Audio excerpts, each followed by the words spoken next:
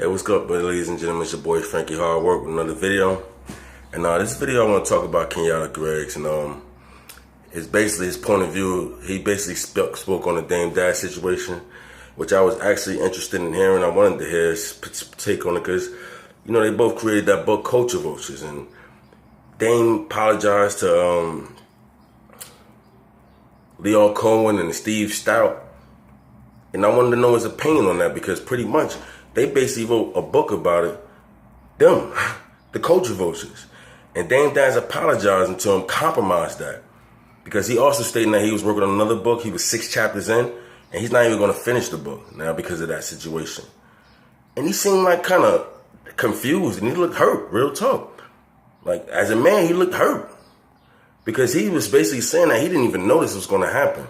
This pretty much came out of nowhere. He couldn't even understand it. He was looking at the whole production, which I felt was weird. Like, who was all them dudes around him? He said that was his film crew and all that. It just looked weird to me. And he was saying the same thing, right? So I basically was saying, like, he basically was saying, like, he don't understand why he did that and why he chose the time to do that after. And it looked so contrived. Like, why after the Rock Nation brunch, you would come out and apologize? It looked like you was broken. It really did. You understand? Even though I still feel like he was trying to promote something, he could have did it a better way. I have to agree with it. And I feel like he could have talked to Kenyatta about that.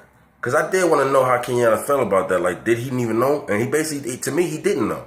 He basically saying he didn't even know that this was going to happen. You understand? He was confused when he seen it happen. And then he basically was talking about how he said that he felt as though, you know, like he was the Stephen King. That he felt, Kenyatta felt like himself, he was the Stephen King and Cujo. Dame Dash was Cujo. That was a hell of a motherfucking comparison, to say the least. But he felt as though the reason why he felt that he was Cujo because he brought Dame Bark to life. And I get it. And he said now he felt as though Dame is a poodle now. Hell of a description. He said he felt like Dame is a poodle now. Like, he basically disgraced himself by doing this. And it's sad when you see two men, you know what I mean, that work on something, just, you know what I mean, go through something like this. You understand? Because I understand Kenyatta Greggs' point. I see where he's coming from. In my last video, I was talking about I feel like Dame did this for promotion, which I still do, because I don't understand why he even apologized to Lyor Cohen. That still don't make sense to me. But pretty much Kenyatta Greggs was saying that, you know, he's still his man and we still cool. And, you know, I'm not going to forget about you. You know, we still homeboys, but he can't pretty much mess with him like that. You know what I'm saying? Because he was blindsided by this. And then he also was talking about, I'm sorry, y'all, apologize. But he also was saying something like he never thought that my boy would put on, when he said my boy, he was talking about Dame Dash. He said he never thought that my boy would put on that red hat. And by what he's saying about the red hat was the MAGA hat, you know, Make America Great Again hat. He said he didn't literally put it on, but he felt about him doing this was like comparison of that. I kind of feel, I don't know what to say, but I kind of feel where he's coming from. Now, I ain't gonna say kind of, I do feel where he's coming from.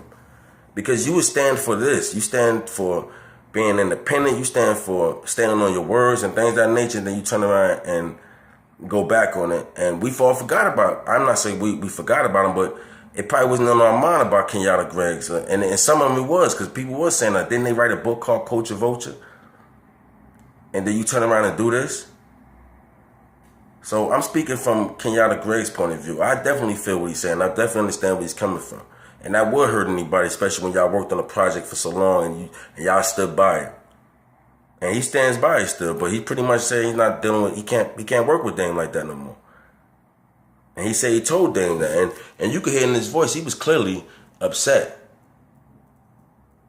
So I don't know how this situation is going to play out or whatever and what's going on with them too, but I definitely see Kenyatta Greggs' point, you know what I mean? If y'all want to watch more, just go to his channel and y'all can see the more, but that's my opinion on the Kenyatta Greggs.